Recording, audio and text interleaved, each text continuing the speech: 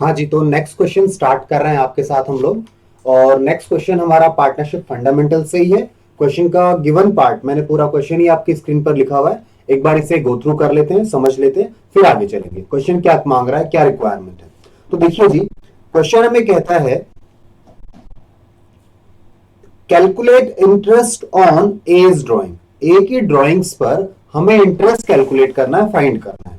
अब दो सिचुएशन दी हैं। फर्स्ट क्या कहता है, if his drawings rupees 60,000 on 1st of October 2015 and rate of interest on drawings is 8% per annum। ध्यान दीजिए, रेट ऑफ इंटरेस्ट क्या है जी, 8% पर एनम है। ठीक है, एक तो इस केस में हमें इंटरेस्ट ऑन ड्राइंग्स निकाल कर देना है। दूसरा केस क्वेश्चन कहता है,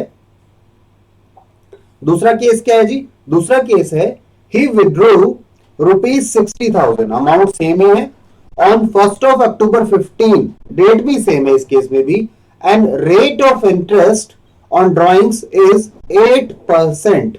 तो डिफरेंट क्या हो गया जी, डिफरेंट ये हो गया कि जो रेट है ना उसमें एक वर्ड नहीं जुड़ा हुआ। कौन सा वर्ड नहीं जुड़ा हुआ, ये वर्ड पर एनम।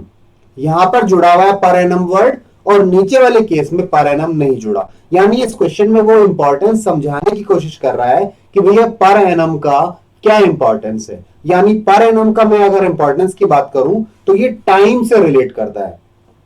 ठीक है ना, जहां जिस रेट में ये पर एनम लिखा है वहां पे टाइम इंपॉर्टेंट हो जाता है, और जहां केवल 8% लिखा है वहां टाइम का रिलेवेंस है। ठीक है, रेलेवेंस नहीं है, कोई यूज नहीं है। ठीक है, आगे आगे क्वेश्चन कहता है books are closed on 31st of March 2016। तो हमारी बुक्स 31st मार्च को क्लोज हो रही हैं। आगे उन्होंने आंसर दिया है, तो आंसर को हम लोग बाद में देखेंगे। चलिए, तो आइए कैलकुलेशन पर आते हैं। मैंने बस बताया क्या, अगर पर एनम दिया है तो आपके लिए हिंट है जी, अगर क्वेश्चन में पर एनम बोला है तो आपने क्या करना है, कंसीडर टाइम। कंसीडर टाइम का मतलब क्या है मैं अभी समझा दूंगा जब क्वेश्चन करूंगा। और दूसरा हमारे पास जो है, जहां केवल रेट दिया है टाइम नहीं दिया, वहां पे हम क्या कहते हैं, इग्नोर। इग्नोर टाइम, टाइम को इग्नोर करना है। क्यों, टाइम के बारे में बात ही नहीं कर रहा। कहता रेट 8% है, पर एनम नहीं, सालाना रेट नहीं बोल रहा मैं, 8% है, ड्राइंग्स पर ही 8% रेट लगेगा। ठीक है, चलिए जी, तो आइए इस क्वेश्चन के सॉल्यूशन पर आए। सॉल्यूशन स्टार्ट करते हैं। Calculation of interest on drawings. Interest on drawings calculate कर रहे हैं हम लोग।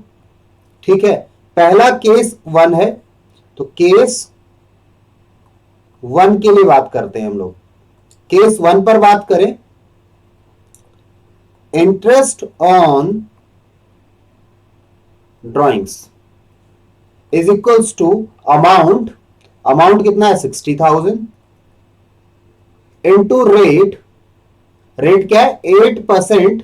8% था ना, हाँ 8% पर एनम है, तो परसेंटेज के लिए तो डिवाइड बाय 100 किया, और पर एनम दिया तो मैंने क्या कहा था, टाइम को कंसीडर करना है। 1 अक्टूबर को आपने ड्राइंग की है, तो साल खत्म होने में कितना दिन है, अक्टूबर पूरा बचा हुआ है। अक्टूबर, नवंबर, दिसंबर, 3 महीने ये है, और 3 महीने यानी जनवरी, फरवरी और मार्च, 6 महीने बचे हुए हैं। तो 6 महीने का इंटरेस्ट आप कैलकुलेट करेंगे। चलिए जी, कैलकुलेट करके देखिए कितना अमाउंट आ जाएगा ये, मुझे बता दीजिए जरा। कोई बच्चा कैलकुलेट कर रहा है तो बताइए जी, कितना अमाउंट आएगा ये। मैं वेट कर रहा हूं, जल्दी बताइएगा, या मैं ही बता दूं। ये 4 गुना में 600 यानी 2400। मेरा तो 2400 आया है। ठीक है, आप भी चेक कर लीजिए आपका कितना है। चलिए, ये तो केस 1 हो गया। अब आते हैं अगला, केस सेकंड में कैलकुलेट करें। देखिएगा, यहां मैंने टाइम को कंसिडर किया इस वाले पार्ट में, ये टाइम था ना। अगर बात करें तो देखिए ध्यान से, ये क्या है, ये टाइम है, ये क्या है, ये रेट है, और ये क्या था, अमाउंट था। ठीक है, आइए सेकंड केस पर चले, इंटरेस्ट ऑन ड्राइंग कैलकुलेट करें।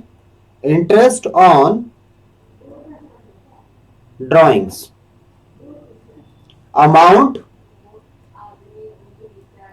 इनटू रेट, रेट दिया है केवल 8%, यानी टाइम को कंसिडर करना ही नहीं है, ठीक है। तो सीधा अमाउंट इनटू रेट आएगा, पर एनम लिखा है तभी कैलकुलेट करना है या तभी कंसिडर करना है टाइम को। तो यहां सीधा आ जाए हम लोग, ये आ जाएगा हमारे पास ₹3,200। आप भी चेक कर लीजिए आपका कितना आ रहा है, ज्यादा है? अच्छा 8 चौक 48 होता है, सॉरी मैंने गलत लिख लिया, ये लीजिए 4,800। अब ठीक है जी, चलिए तो क्लियर हुई बात। इंपॉर्टेंस क्या था, टाइमिंग का इंपॉर्टेंस था। जो पर एनम लगाता है, जब भी पर एनम लगाएगा, हाफ ईयरली लगाएगा, यानी टाइम इंपॉर्टेंट है।